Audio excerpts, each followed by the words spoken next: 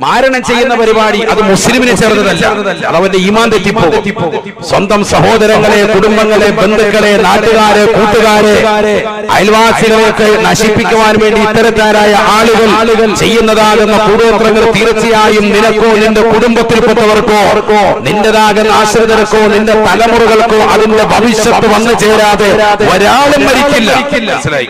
അതിന്റെ ഭവിഷ്യത്ത് വന്നു ചേരും.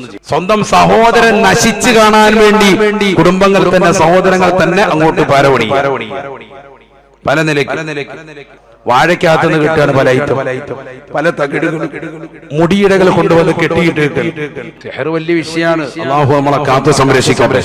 അതുകൊണ്ടാണല്ലോ എപ്പോഴും ഫാത്തിഹ, ഖുൽ ഹുവല്ലാഹ്, ഖുൽ അഊദു ബിറബ്ബിൽ ഫലഖ്, ഖുൽ അഊദു ബിറബ്ബിൻ നാസ് എപ്പോഴും ഓതിയിട്ട് കയ്യിലിങ്ങനെ ഊതണം.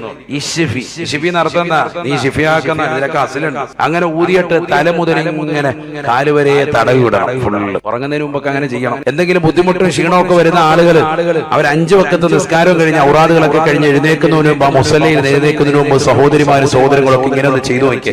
നല്ല നശാത്തത്ത്, എപ്പോഴും നല്ലൊരു ഉണർവുണ്ടാവും. അല്ലാഹു തൗഫീഖ് തരട്ടെ. റസൂലുള്ളാഹി സ്വല്ലല്ലാഹു അലൈഹി വസല്ലം തങ്ങൾക്ക് ബുദ്ധിമുട്ട് വന്നപ്പോ പരിശുദ്ധമായ ഖുർആൻ അവതരിച്ചത് ഈ 2 സൂക്തങ്ങളാണ്.